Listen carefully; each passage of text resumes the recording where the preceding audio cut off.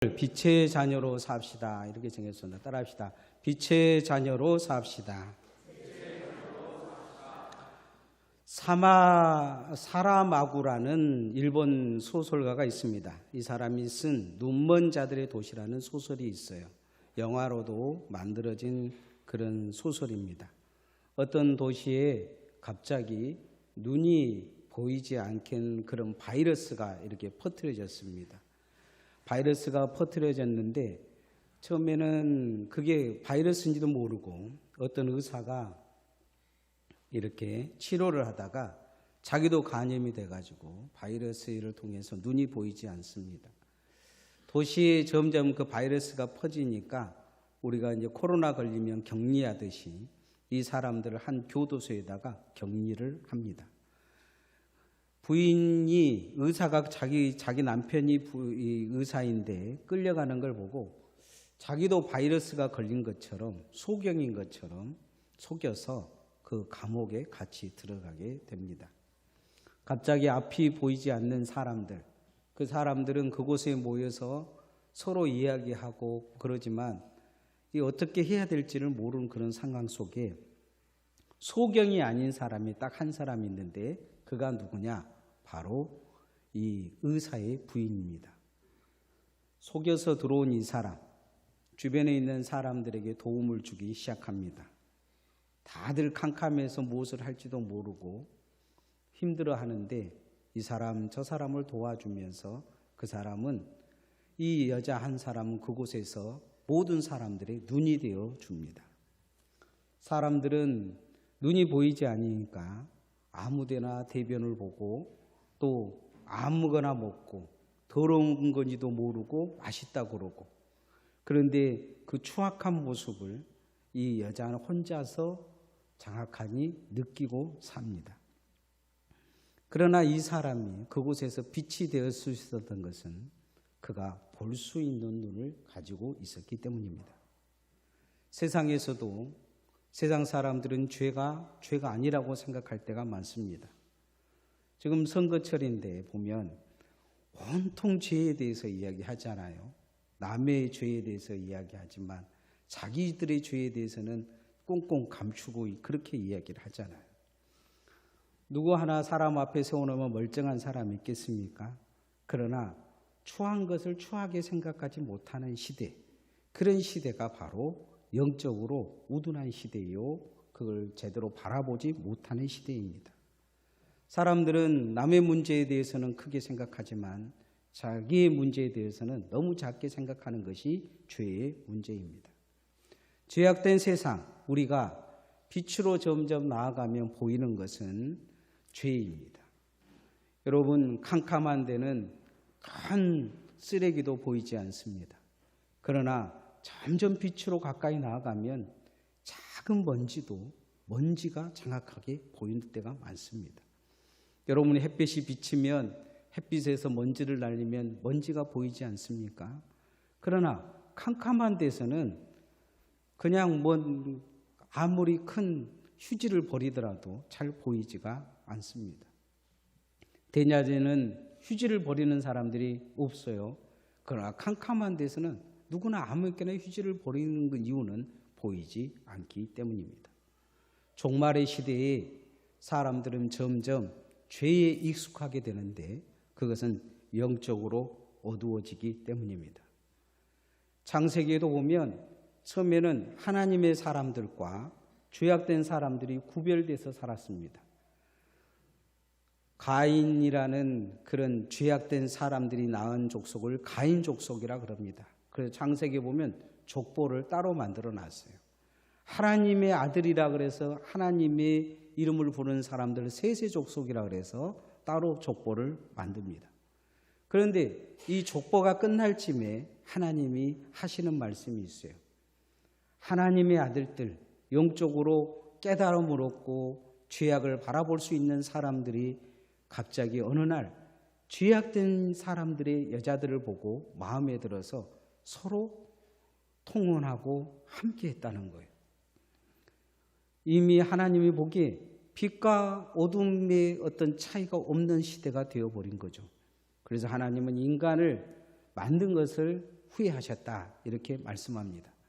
세상을 완전히 타락시켜버린 이 빛의 아들들, 다시 말하면 하나님을 믿는다고 말하는 이 사람들까지 다 멸망시키기로 하나님은 작정하십니다. 그 시대에 빛된 삶을 산 한 가족만 남겨놓고 다 홍수로 심판하시겠다 말씀합니다. 그래서 노아의 가족만 남고 나머지는 물로 다 심판받는 것을 볼 수가 있습니다. 인간은 그런 심판을 받고도 금방 잊어버립니다. 아브라함의 시대에 오니까 아무도 하나님을 믿지 않는 것입니다. 아브라함의 아버지도 우상 숭배였어요. 오직 아브라함만 하나님을 따를 마음이 있었어요. 그래서 하나님은 그를 부르십니다. 그리고 너가 복의 근원이 될 것이다 말씀하십니다. 그를 그 시대의 빛으로 또 이 땅의 빛으로 세우셔서 빛의 후손들이 그를 통해서 구원을 얻을 것을 말씀합니다. 오늘도 우리는 영적 망각에 빠져 있는지 모릅니다. 우리는 빛의 사람이라고 생각하고 살고 있는지 모릅니다.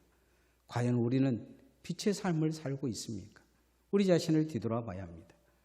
예수 그리스도를 믿는 우리는 빛이 되라고 주님이 말씀하시지 않고 너희들은 빛이다, 너희들은 소금이다, 산상수훈에 그렇게 말씀하고 있습니다. 우리가 계속된 영적 잠에서 빠져서 영적으로 세상과 물들고 세상과 함께 한다면 우리는 우리 자신만 망치는 게 아니고 나와 함께하는 모든 자들을 망치게 될 것입니다. 교회를 망치게 될 것이고 신앙생활을 같이 하는 나의 가족도 망치게 될 것이고 나의 후손들에게도 미래가 없는 천국이 없는 삶을 남겨줄 가능성이 많습니다. 그래서 우리는 반드시 영적 잠에서 깨어나야 합니다. 따라합시다. 영적 잠에서 깨어납시다. 영적 잠에 들어버리면 어떻게 되느냐? 사망에 이르게 되어 있습니다. 노아의 심판이 일어났을 때 사람들은 노아가 산 위에 방주를 지었을 때 다들 그런 생각을 했을 거예요. 뭐라고 생각했을까요? 노아는 미쳤다. 노아가 왜 저기다 방주를 지을까? 사람들은 그 생각을 못했을 것입니다. 분명 노아는 복음을 전했을 것입니다. 지금 세상이 심판이 다가왔다. 그래서 방주를 짓는다 이야기했을 겁니다. 아무도 그 말을 기울여 듣지 않았을 것입니다. 그래서 노아의 방주에 그들은 타지 못한 것입니다. 아브라함의 조카 롯이라는 사람이 있어요. 이 사람은 아브라함과 함께 하나님의 말씀을 따라 가나안 땅에 들어왔습니다. 처음에는 하나님을 아브라함같이 잘 믿었던 것 같아요. 아브라함과 함께 있음을 통해서 부자가 됐어요. 그래서 함께 할 수가 없었습니다. 종들이 서로 가축을 먹이려고 물을 먹는다든지 이 풀을 먹일 때 서로 싸웠기 때문이에요. 그래서 삼촌 아브라함이 이야기합니다. 네가 원하는 대로 가라. 네가 좌하면 나는 우하고 네가 우하면 나는 좌할 것이다 이야기를 합니다. 그럴 때 이 조카 롯이 선택한 것은 소돔이라는 가장 발전된 도시였습니다. 지금 서울 같은 아니면 조금 미국의 LA 같은 그런 도시였을 것입니다. 소돔은 당시에 최고의 문화를 가지고 있었습니다. 이 롯의 관점에서 봤을 때는 저곳에 가면 잘 먹고 잘 살 수 있겠다는 생각을 한 것이죠. 하나님은 그런데 이미 소돔을 멸망시킬 계획을 가지고 있었습니다. 이유는 그곳이 바로 죄악된 도시의 일본이었기 때문입니다. 하나님 앞에 이 롯의 가정은 뭔가 큰 실수를 했다는 생각을 못한 것 같습니다. 롯은 선택을 잘했다고 생각할지 모릅니다. 하나님 그래도 아브라함의 기도를 들으시고 롯의 가정을 구하기 위해서 소돔을 멸망시키기 전에 천사들을 그들에게 보냅니다. 그러면서 그들에게 빨리 나아가라고 이야기합니다. 밤 동안에 그들은 아무 일도 하지 않습니다. 그 사위들에게 이야기하니까 사위들은 농담으로 들었다 성경은 기록하고 있습니다. 아침까지 늦잠 자고 그렇게 머뭇머뭇거리는 이 롯의 가정에 이 천사들은 강제로 소돔에서 끄집어냅니다. 그리고 성 밖에다가 데려다 놓고 하는 말이 무슨 말이냐? 빨리 도망가라 이야기합니다. 가되 뒤돌아보지 말라고 합니다. 그런데 중간에 오다가 롯의 처는 뒤돌아보고 바로 이 소금 기둥이 되어버린 것을 볼 수가 있습니다. 소돔과 고모라가 유황불로 그렇게 멸망할 때 그것을 궁금해하면서 뒤돌아본 이 롯의 부인, 그리고 그곳이 멸망당한 것을 뻔히 알면서도 이 롯의 이 딸들은 그렇게 결정을 합니다. 누가 우리한테 시집 오겠느냐? 아버지를 통해서 아들을 낳자 하면서 아버지에게 술을 먹여가지고 모압과 암몬이라는 자손을 낳습니다. 이들은 이스라엘이 멸망될 때까지 하나님을 배반하고 하나님 믿는 사람들을 가장 괴롭히는 민족이 되어져서 하나님의 저주의 대상이 됩니다. 여러분, 영적 잠에 빠지면 이와 같이 신앙의 폐인이 됩니다. 교회는 다녀도 여러분 영적 폐인이 되고 있지는 않습니까? 기도가 되지 않고 말씀도 들리지 않고 여러분들 교회를 다니면서 은혜가 없느니 말씀이 안 들리니 무슨 교회가 성령 충만하지 않느니 이런 이야기를 하면서 내 자신이 영적 폐인이 되었다는 생각은 하고 있지는 않습니까? 영적으로 깨어나시기를 소원합니다. 여러분, 길을 가다가 술 드시는 아저씨들이 있는 곳에 가보면 술이 취해가지고 그분들 하는 이야기는 늘 들어보면 뻔한 이야기입니다. 대통령이 어쩌니, 또 국회의원이 어쩌니, 또 민주당의 대표가 어쩌니 막 하는 이야기를 들어보면 뻔한 이야기예요. 근데 자신의 인생에 대해서 미래를 가지고 꿈꾸고 내가 무엇을 해야 되겠다, 어떻게 살아야 되겠다, 어떻게 내가 신앙생활을 해야 되겠다 이런 생각은 그 말 속에 하나도 없습니다. 신앙생활은 신앙인이 아니기 때문에 신앙생활 이야기도 안 하지만은 보통의 사람들이면 내가 내일 어떻게 살아야 되겠다, 내일 농사꾼이면 내가 내일 아침에 일어나서 이번에 이 농사를 무엇을 지으며 내 땅에 무엇을 심어야겠다 이런 이야기를 해야 될 거 아닙니까? 그런데 1시간을 거기에 앉아서 옆에서 들어도 희망적인 이야기는 한마디도 나오지 않습니다. 인생 폐인의 소리가 그 속에서 나올 뿐입니다. 오늘 나의 입에서는 과연 하나님을 향해 무엇이라 외치고 있습니까? 매주 듣는 하나님의 말씀이 여러분의 농담으로 들리고 있지는 않습니까? 내 마음과 내 영혼이, 내 삶이 이미 소돔과 고모라에 젖어 있지는 않습니까? 하나님이 심판해야 되겠다고 생각하는 삶으로 가고 있지는 않습니까? 영적으로 깨어나시기를 소원합니다.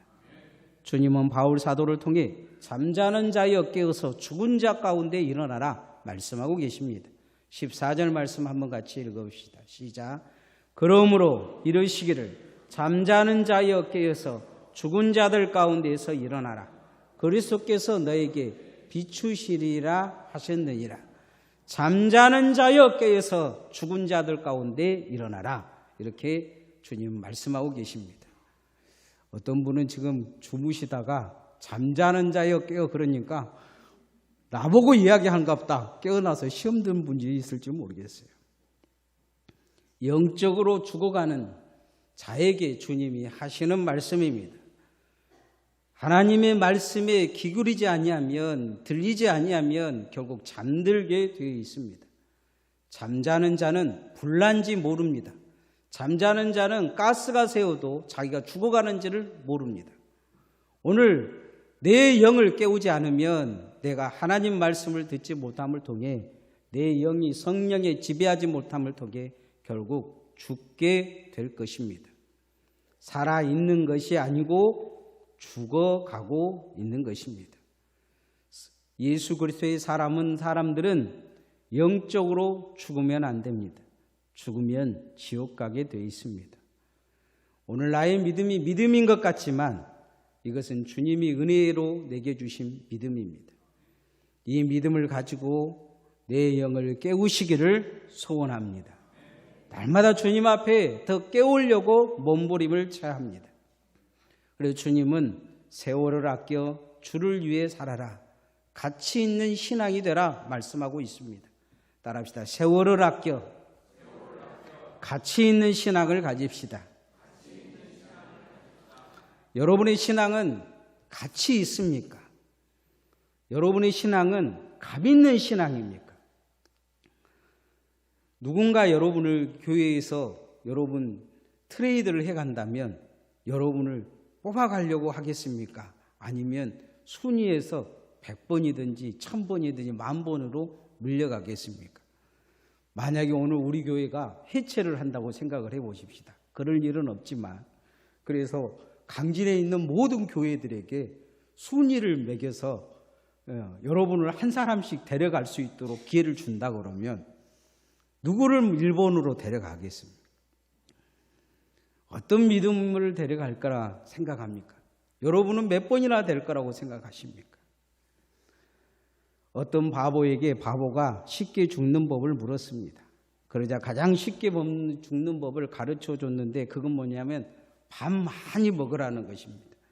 밥 많이 왜 먹으면 죽냐고 그랬더니 밥 많이 먹으면 배 터져 죽는다고 합니다. 그래도 안 죽으면 어떻게 할 거냐 그랬더니 그래도 안 죽으면 아무것도 하지 말라 그럽니다. 그러니까 이 바보가 또 묻습니다. 바보에게 아무것도 안 하는데 왜 죽냐 그랬더니 이 바보가 하는 말이 아무것도 안 하면 심심해서 죽는다. 그렇게 이야기하더라는 거죠.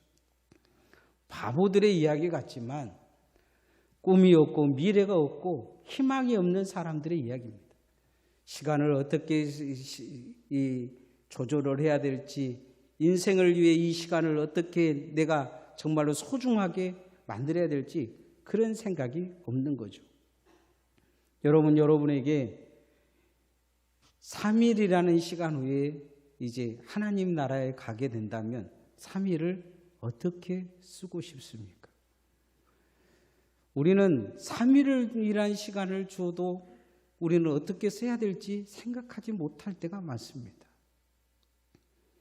여러분, 절망하다가 하루를 보낼 것이고 또 죽음을 두려워하다 하루를 보낼 것이고 마지막 날은 내가 아는 가족들에게 울면서 전하다가 하루를 보낼 가능성이 많습니다. 나이가 들어가면 시간이 정말 빨리 지나간다고 합니다. 근데 제가 요즘 와가지고 이제 50이 넘어가니까 한 주가 너무 빨리 지나간 거예요. 그것이 뭐 때문에 빨리 지나간 걸 느껴지냐면 주일 설교가 금방금방 온다는 것입니다. 벤자민 클랭크린은 시간은 돈이다, 시간은 생명이다 이렇게 말했습니다. 이 벤자민 클랭크린이라는 사람의 말을 가지고 만든 영화가 있습니다. 인타임이란 영화인데 이 영화는 시간을 화폐로 이렇게 사용을 합니다.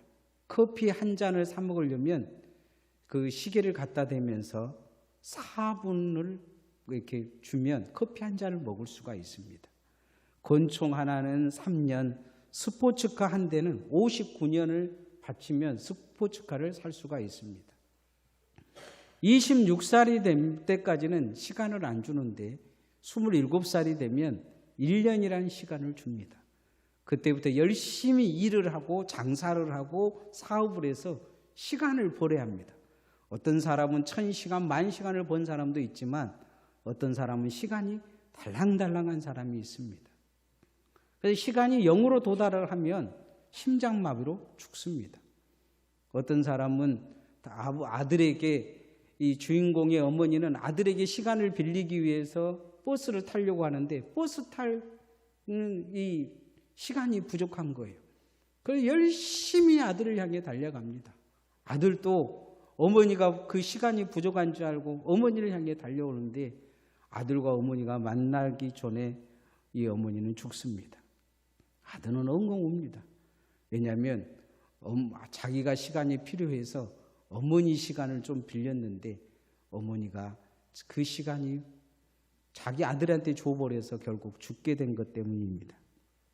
이 영원한 시간이 얼마나 소중한지에 대한 것을 보여주고 있습니다.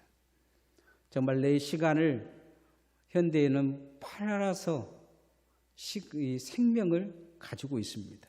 아이들도 아르바이트를 하면 1시간에 10,000원 정도 한다고 합니다. 시간을 아껴라 성경은 말씀하고 있습니다. 가장 가치 있는 삶을 살라 요구하고 있습니다. 16절 말씀 한번 같이 읽읍시다. 시작. 세월을 아끼라 때가 악하니라. 세월을 아끼라고 말하고 있습니다. 때가 악하니라 이에 말씀합니다.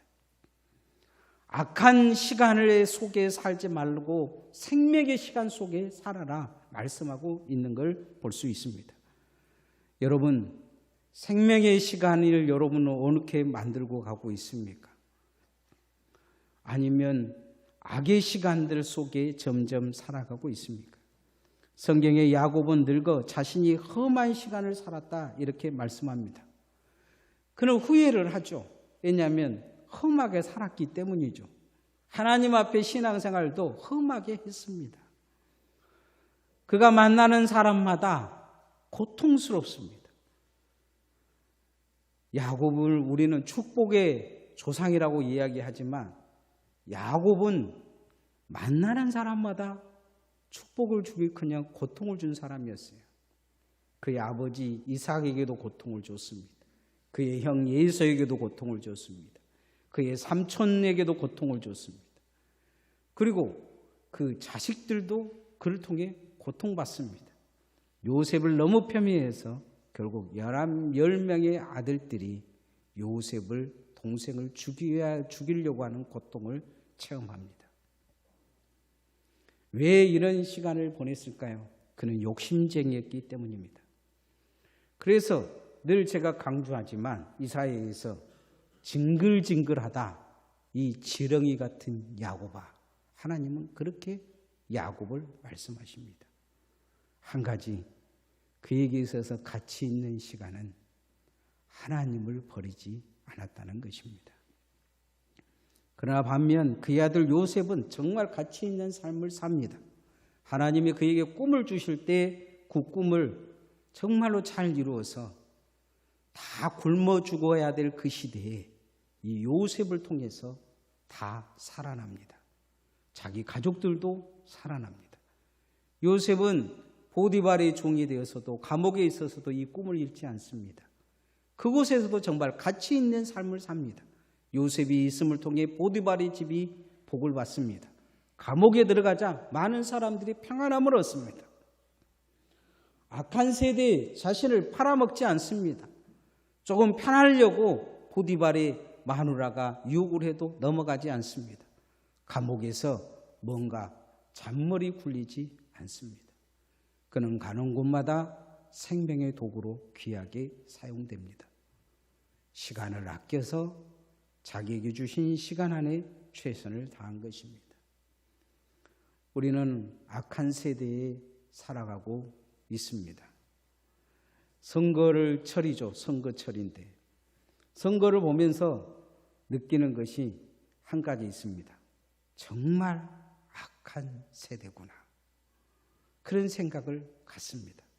누구 하나 나와서 잘못했습니다 말한 사람 한 사람도 없고, 내가 부족합니다 말한 사람 한 사람도 없고, 우리가 문제가 있습니다 말한 사람 한 사람도 없는 것 같습니다. 선거에 나온 모든 사람들 보면 다 문제투성인데, 다 문제가 있는 사람들인데 그렇습니다. 기독교인들은 그렇게 살면 안 됩니다. 그리스도인들은 그렇게 살면 안 됩니다. 눈이 주님 앞에 오면 철저히 회개해야 될 줄 믿습니다. 나의 부족함을 주님 앞에 드러내야 합니다. 그리고 내가 빛으로 살지 못하는 것에 대해서 회개해야 될 줄 믿습니다. 철저히 우리는 회개함을 삶을 통해 이 시대에 빛이 되어져야 합니다. 선거에서 누가 한 사람, 내가 빛이 되겠습니다 한 사람이 한 사람이라도 있습니까? 저는 그런 기대를 하고 삽니다. 과거에 정말로 이 시대를 이끌었던 민족의 지도자들은 나를 따라오라, 나를 본받으라 그렇게 말한 분들이 많았습니다. 오늘날 우리도 그렇게 살지 못한 것을 회개해야 합니다. 특별히 목사로서 여러분에게 나를 따라오라, 나를 본받으라 말할 수 없는 것이 부끄럽습니다. 그러나 우리가 어떻게든 이 죄악된 세상에서 주님의 빛으로 살기 위해 몸부림쳐야 될 줄 믿습니다. 그러기 위해 우리는 더 기도해야 합니다. 그러기 위해서 우리는 더 하나님 말씀을 따라야 합니다. 그러기 위해서 우리는 주님 앞에 더 예배로 깨어 있으려고 애를 써야 될 줄 믿습니다. 그럴 때 우리에게 다가오는 것이 성령 충만입니다. 성령 충만해야 행복할 수 있습니다. 따라합니다. 성령 충만으로 행복한 신앙생활을 하십시다. 여러분 신앙생활이 행복하십니까? 여러분 사람들이 행복하다고 물어보면 행복하다고 말할 수 있는 사람들이 몇 사람이나 될까 생각해 보지만 그러나 작은 것에 행복을 찾는 사람들은 행복합니다. 어떤 사람들은 교회 와서 청소한 것이 행복하다는 사람들이 있어요. 어떤 사람들은 구역 예배 드리는 것이 행복하다는 사람들도 있습니다. 행복하지 않는 것을 찾으면 세상에 행복하지 않는 것이 투성입니다. 제가 어제 우리 강아지 보고 물어봤어요. 너 행복하냐? 그랬더니 시큰둥하더라고요. 우리 강아지는 간식 줄 때는 행복합니다. 간식 줄 때 물어보면 행복하다 할 거예요. 그러나 지 귀찮은데 옆에 와서 행복하냐, 잠자고 있는데 행복하냐고 물으면 짜증낼 것입니다. 성경에 술 취하지 말라 이런 말씀이 있습니다. 술은 무엇 때문에 자꾸 사람들이 먹는 것입니까? 술은 대부분의 사람들이 불행한 사람들이 행복하지 않는 사람들이 찾는 것입니다. 제가 어려서 교도소에 나온 분들과 이제 목회를 했는데 그 중에서 송 집사님이라는 분이 계셨어요.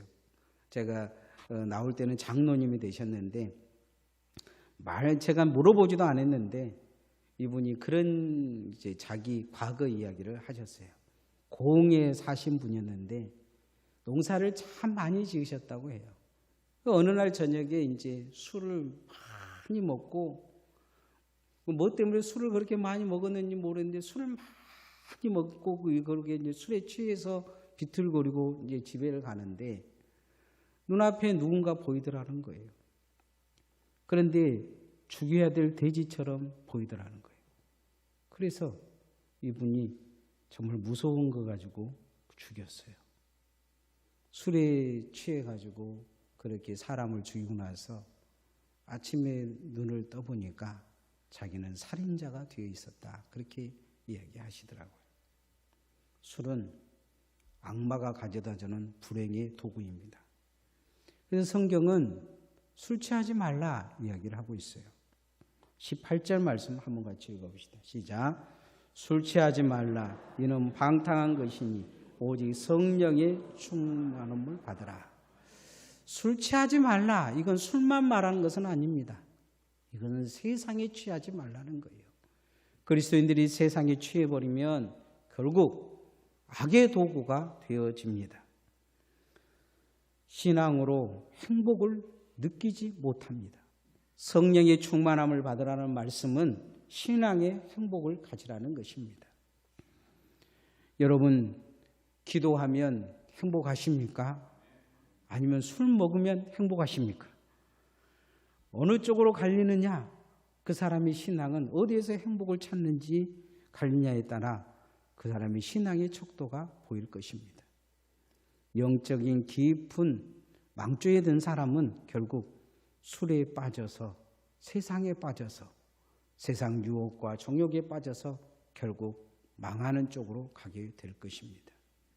그러나 믿음의 행복을 추구하는 사람들은 믿음으로 행복할 줄 믿습니다. 자꾸 믿음의 행복을 추구하려고 애를 써야 됩니다. 행복은 주어지는 것이 아니고 만들어가는 것입니다. 오늘 성령의 충만함을 좀 받으라고 이야기하시는 것은 성령께서 특별히 주어지는 은혜가 있습니다. 강권적으로 주어지는 것이 있고 하나는 우리가 열심히 해서 주어지는 게 있어요. 강권적으로 주어진 것은 우리가 어떻게 해서 주어지는 게 아닙니다. 그러나 우리가 해서 주어지는 성령의 충만함은 무엇이냐? 신앙의 행복입니다. 교회 안에서 여러분이 행복하시기를 소원합니다. 청소하고 밥하고 어찌 보면 어떤 사람들에게는 이것이 괴로운 일일 수 있지만 어떤 사람들에게서는 행복을 가져다 주는 것이 될 수 있습니다. 목사도 제일 괴로운 것이 뭔지 아십니까? 설교 만드는 것입니다. 설교할 때는 별로 힘들지 않아요. 여러분 얼굴 보고 설교한 건 아무것도 힘들지 않습니다. 그러나 설교를 준비할 때는 힘듭니다. 왜냐하면 인생을 녹이는 느낌이 듭니다. 자다가도 일어나가지고 머리에서 대못이 하나 이렇게 쾅쾅 박히는 느낌이 있는데 설교 준비했냐? 이렇게 물어보는 것 같아요. 그러나 설교 준비한 것이 행복하면 이 스트레스도 없고 술술 잘 풀릴 때가 많습니다. 요즘 와서 이제 점점 느껴지는 것이 저를 괴롭히고 있는 것이 설교입니다. 그래서 요즘 와서 점점 힘들어진 이 설교를 행복해 보려고 노력을 하는데 잘 안 됩니다. 여러분 신앙생활도 그럴 것 같습니다. 기도에 행복을 느껴보려는데 잘 안 되고 말씀에 행복을 느껴보는데 잘 안 되고 힘들 것 같아요. 그러나 행복은 가까이 있습니다. 여러분 설교하다가 여러분 얼굴 보니까 행복합니다. 하나님 앞에 성령 충만 그 행복을 찾아가시기를 소원합니다. 이제 말씀의 결론을 맺으려고 합니다. 빛의 자녀로 살읍시다. 오늘 설교 제목이 그렇습니다. 나는 빛인가? 한번 우리 자신을 뒤돌아봤으면 좋겠어요. 내 집안에서 나는 빛인가? 내 가족의 빛인가? 나는 빛이 돼서 우리 가족을 믿음으로 잘 끌고 가고 있는가? 우리 구역에서 나는 빛인가? 아니면 저기 한쪽에 어둠인가? 뭔가 걱정스럽고 누군가 자꾸 와서 빛을 비춰주고 길을 가르쳐줘야 길을 찾는 소경인가? 교회에서 나는 빛인가? 주님은 우리를 빛으로 세우고 계십니다. 이런 선거철이 될 때마다 교회가 빛이 되어야 된다는 생각이 늘 강하게 느껴집니다. 왜냐하면 어두워진 세상에 교회는 달라야 된다는 늘 생각을 갖습니다. 그러기 위해서 우리는 영적 잠에서 반드시 깨어나야 합니다. 기도하지 않는 잠, 예배 드리지 않는 잠, 말씀을 읽지 않는 잠에서 깨어나야 합니다. 세월을 아껴 가치 있는 삶을 사시기를 소원합니다. 내 인생의 신앙의 가치가 무엇인지, 정말 나는 하루 안에서 주님께 드릴 만한 가치 있는 시간을 얼마나 드리고 있는지 조금씩 시간을 아껴서 주님 앞에 귀하고 아름다운 시간을 드릴 수 있기를 소원합니다. 그래서 세상에 취하기보다 성령이 이끄시는 충만이 여러분에게 다가와서 정말로 신앙생활이 행복하기를 소원합니다. 찬양하십시다.